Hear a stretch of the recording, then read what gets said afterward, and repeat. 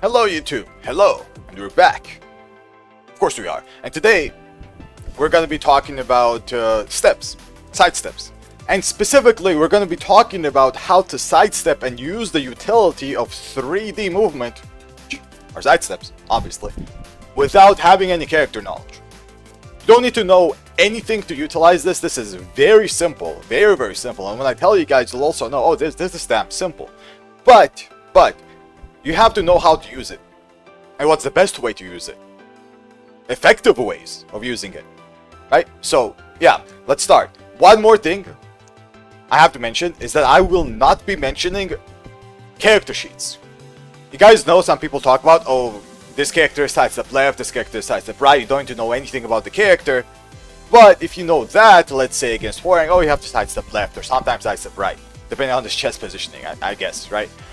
I'm not going to be talking about that. That is one way to do it, to be fair. It is another way to do it, which is good if you're a starter. It's not 100% effective, and it's not optimal if you ask me, but it's not bad. That's one way to do it. So look at the character sheet, sidestep based on that, but ultimately it's better to have the knowledge on the character and sidestep based on that, move by move basis, because it's easier to do, more accurate, and you're going to be better when it comes to punishment and everything else. So yeah, get that out of the way. We're not going to be talking about that, but we're going to talk about two things. As I said, they're very, very simple, and they're both connected to the wall. The first thing we're going to be talking about is using sidesteps and 3D dimensional movement to get away from the wall. It's very common, and you will see this in every round, most likely, right? At least every game. You will be wall splatted or get to the wall. You will 100% happen in this situation. For example, like a wall splatted by Horang here, right? Then I have to stand up to wall pressure, more or less. Right, so you have to use 3D dimensional movement, which is sidesteps, as I said, to get out of the wall. This is your number one way to use steps without having any knowledge about any character, but using it to get away from the wall is the number one way to do this. So what do I mean by this? Let's say you're here, something like this, right? The Horang player just wave dashed or just pressured you here. So what are you supposed to do? So as I said, you have to get away from the wall by sidestepping away from it, something like this, and now we're away. This is good, but it's not that simple. So the best way, let me just tell you guys, the most effective way to actually do this, while also being as safe as possible. There's always risk to everything, right? If you try to sidestep like this. But if you want to be as safe as possible, let me introduce you guys to the tech called a sidestep block. Most of you guys already know this. So a sidestep block is something like this. You sidestep just a little bit and then press back very quickly. Very, very quickly. So you do this, and while also blocking, you're slowly getting away. But why is this useful? Why is the sidestep block so damn useful? I mean, this is very useful tech in general, not only at the wall when you're trying to get away from it. This is just one application of it. But in this specific case, it's very, very good because it has minimal risk. You will not get hit by big moves, which are slower moves. You will get hit by fast ones, it's just how it is. But you'll also get away from the wall if you execute correctly. Let me just demonstrate this. Let me actually demonstrate it. So imagine a Horang player just wall splatted you, which happens all the time, and you held back here, right? And now you're being pressured. I'm just holding back. I'm not really doing it. I'm being pressured, and I'm right next to the wall. And I wasn't using 3D movement. I was just holding back. I was not doing anything. Now compare this right here to something like a sidestep block after you get up. I'm still gonna hold back. I'm not gonna tech roll, so I'm not gonna tech roll here. I'm gonna hold back, and I sidestep block. So suddenly that's a singular sidestep block, right? A singular, a very quick one. But now the whole situation is different. I don't have a wall behind me, and there might be a wall behind Horang now. We have back one too here.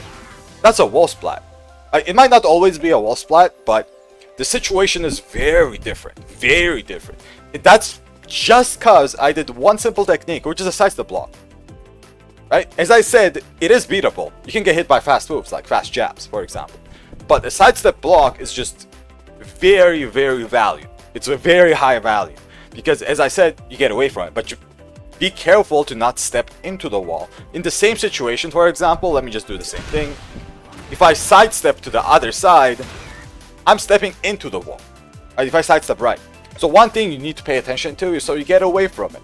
You don't, as I said, you don't really need any character knowledge. You don't need to know anything to do this. You just need to know how to sidestep and block quickly. This might require a little bit of practice so you get used to it, but other than that, that's it. That really is it. And now we have to combine this with the tech roll as well, because the tech roll is a very good way to get out of the wall. So tech roll away from the wall, like for example, let's tech roll left here, right? Well, actually you can't tech roll left here. But when you get hit by this, let's do something like that. I mean, if you can tech rolling is always good. This wall combo doesn't allow you to tech roll. It doesn't allow you to tech roll. But if you can tech roll, you should. But in general, tech roll into sidestep. But in this situation, since you can't tech roll, just try to sidestep block as much as possible. So when I go up, I sidestep block into a sidestep block. As you guys can see, very small movement, but it makes a very big difference. And the better you are at it, maybe the more distance you will cover. Like if I was good, I sidestep block, maybe I would have blocked that. Right? If I was really good. So let me try it again. Just one more demonstration. You guys get the idea. Sidestep block, there we go. Now I'm literally away from the wall.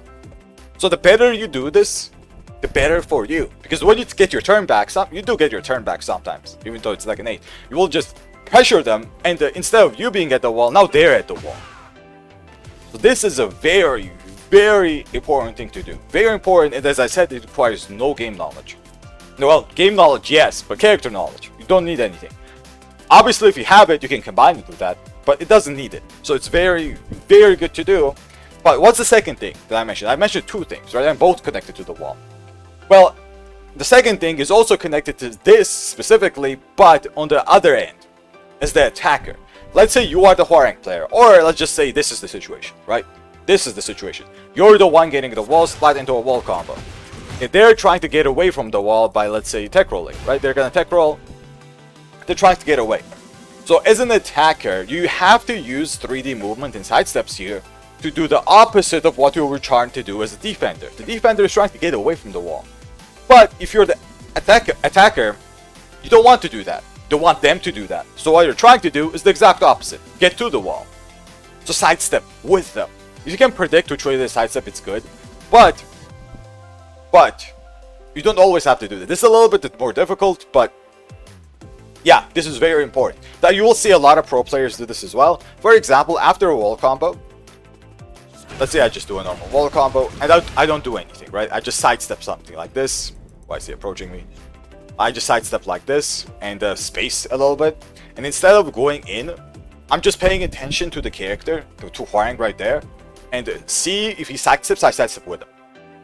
I will sidestep with him. So something like this. For example, let me just make Hwoarang sidestep here a couple of times like that. So if I am at the wall and he's doing that in this kind of situation, I will see it and I will try to sidestep with him, right? So he doesn't change the positioning. So this is another way. It's basically the same thing, but the roles are changed. You're not a defender anymore. You're not at the wall. You're trying to get them to the wall. And this is very important because if they do it correctly, let's say they do this correctly, and they're sidestepping the other way. Now I'm at the wall. Like I'm instantly at the wall. It's not even close. I mean, it's very good to do as a defender. That's why I told you guys to do this. But pay attention that good opponents will also just sidestep with you just so you don't get away and might even catch you with homing moves. Right? So if they catch you with something like that, you might get wall splat. You have to be very careful here. But as I said, zero character knowledge required to use this. Zero character knowledge. All you have to do is pay attention to the opponent. As an attacker anyway. As a defender, you don't even have to do that. But as I said, there's risk to everything. You might get hit by a homing move, you might get hit by fast attacks, but sidestep blocking is a very effective way to get away from the wall. But if you're trying to keep people at the wall as an attacker, like in this situation, you have to pay attention to the opponent's character and just see which way they're sidestepping and sidestep that way as well. If they sidestep the other way, sidestep this way. Because if you do mess it up, it's going to be very easy to lose all of the wall pressure, and wall pressure in this game is very important. Very important. It also depends on your character. For example, for Kaz specifically, it's very important. Wall game as Kaz is very strong because you can get a wall splat via Hell Sweep, let's say. It is possible, right? It's great. You can get a wall splat via mid mix-up with something like that, or even CD1+2. So having a wall game and a good wall game is very important. Also, one more thing I needed to mention is whenever you are doing this technique of trying to get the opponent to stay at the wall, when you're doing this, the opponent will get more nervous. If they're trying to get away but they can't, like they can't get away because you're sidestepping with them, they might get a little bit more nervous and try things that maybe they're not supposed to try. Like press a button here as a keep out, maybe down forward 2 or whatever, and you'll be able to punish them easily. So this is one way to make and min-max your pressure. Like basically maximize your pressure as much as possible at the wall, make them stay there, and then when they are there, maybe they'll make some kind of mistake, maybe they'll do something punishable, you punish them with, let's say down back 1-2 or back 1-2, you get a wall splat and then repeat the situation again into a lot of mix-ups because you're playing Day 8. So yeah, by the way, this is it for today's vid. Hopefully it was helpful. Hopefully this is very simple stuff, but the simplicity of it doesn't really matter because it's very important. Simple stuff can be very important as well, just like, you know, a backdash is very important. But yeah, thanks for watching, YouTube. Big thanks for watching, and I'll see everyone the next one. Till then.